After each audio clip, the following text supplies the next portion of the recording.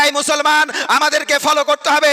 কোনো মুন্সিকে নয়, কোনো মুফতিকে নয়, কোনো মুহাদ্দিসকে নয়, কোনো মৌলবীকে নয়, আমাদেরকে ফলো করতে হবে একমাত্র হযরত মুহাম্মদ সাল্লাল্লাহু তাআলা আলাইহি ওয়াসাল্লামকে। এই শোনেন, কলকাতার সাইডে একটা মুন্সি বের হয়েছে, একটা জুলহা বের হয়েছে, জুলহার বেটা জুলহা, মুন্সি মমতাজুল।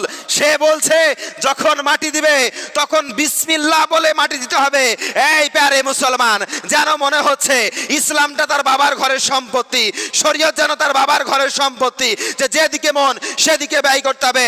এই মুসলমান, আমাদেরকে ফলো করতে হবে কোনো মুন্সিকে নয়, কোনো মুফতিকে নয়, কোনো মুহাদ্দিসকে নয়, কোনো মৌলবীকে নয়, আমাদেরকে ফলো করতে হবে একমাত্র হযরত মুহাম্মদ সাল্লাল্লাহু তাআলা আলাইহি ওয়াসাল্লামকে।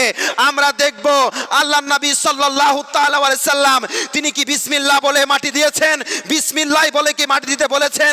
আমরা নবীকে ফলো করব, নবীর হাদিসকে ফলো করব, নবীর কথাকে ফলো করব। কোন মুন্সিকে নয়, কোন মৌলবীকে নয়, কোন বাটপারকে নয়, কোন জোচ্চরকে নয়, কোন মুফতিকে নয়, কোন মুহাদ্দিসকে নয়, আমরা ফলো করব একমাত্র হযরত মুহাম্মদ সাল্লাল্লাহু তাআলা আলাইহি ওয়াসাল্লামকে। চলুন আমরা হাদিসের মধ্যে দেখি আমাদের নবী কি বলেছেন। প্যারে মুসলমান, হাদিস শরীফের মধ্যে এসেছে হযরতে আবু উমামা রাদিয়াল্লাহু তাআলা আনহু তিনি বর্ণনা করেন, তিনার রাসূল করিম সাল্লাল্লাহু তাআলা ওয়াসাল্লাম তিনার কন্যা উম্মে কুলসুমকে রাসূল করিম সাল্লাল্লাহু তাআলা আলাইহি ওয়াসাল্লাম যখন কবরের মধ্যে রাখলেন তখন এই দোয়াটি পড়লেন, মিনহা খলাকনাকুম ওয়া ফিহা নুঈদুকুম ওয়া মিনহা নুখরিজুকুম তারাতান উখরা বিসমিল্লাহি ফি সাবিলিল্লাহি ওয়া আলা মিল্লাতি রাসূলিল্লাহ। এই দোয়াটা নবী আমার পড়লেন। প্যারে মুসলমান, এই দোয়াটা পড়লেন, কোথায় আছে? বেটা চেক করো, ইমাম বাইহাকি হাদিস নাম্বার 6973 এবং রুদ্দুল মুহতার 3 নম্বর খণ্ড 143 নম্বর পৃষ্ঠা এবং 154 নম্বর পৃষ্ঠা। বেটা চেক করে দেখে নিও। মুন্সি, আজকে তুমি ইসলামের নামে বাটপারি শুরু করেছো। মুসলমান পানির মতো সাফ হয়ে গেল, দুধের মতো পরিষ্কার হয়ে গেল। নবী আমার তিনার কন্যাকে যখন কবরে রেখেছিলেন তখন মিনহা খলাকনাকুম ওয়া ফিহা নুঈদুকুম ওয়া মিনহা নুখরিজুকুম তারাতান উখরা এই দোয়াটাই পড়েছেন।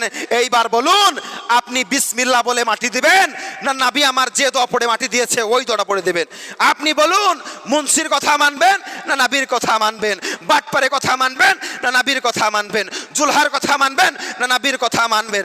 শাইখের কথা মানবেন না নবীর কথা মানবেন? ভণ্ডের কথা মানবেন না নবীর কথা মানবেন? মুসলমান, আপনার হাতে বিচার, কার কথা মানবেন? বাটপারের দল, যেন মনে হচ্ছে শরীয়তটার বাবার ঘরের সম্পত্তি, যে যা মন তাই বলে দিলে। বেটা একটু পড়াশোনা করতে, তাহলে মানুষকে অন্তত মিথ্যা তো বলতে না, সঠিক তাই প্রচার করতে। মুসলমান, আমি আপনাদেরকে বলে দিলাম, আপনারা কি করবেন আপনাদের ব্যক্তিগত ব্যাপার। নবী আমার এই দোয়া পড়ে মাটি দিয়েছেন, আর আমাদেরকে কোরআনের আয়াত পড়েই দিতে হবে, এইটাই চূড়ান্ত সিদ্ধান্ত। এর বাইরে এবার যদি কেউ যায়, জানতে হবে সে পথভ্রষ্টর মধ্যে পাওয়া যাবে। আল্লাহ রাব্বুল আলামিন যেন প্রত্যেককে বোঝার তৌফিক দেন, আমিন।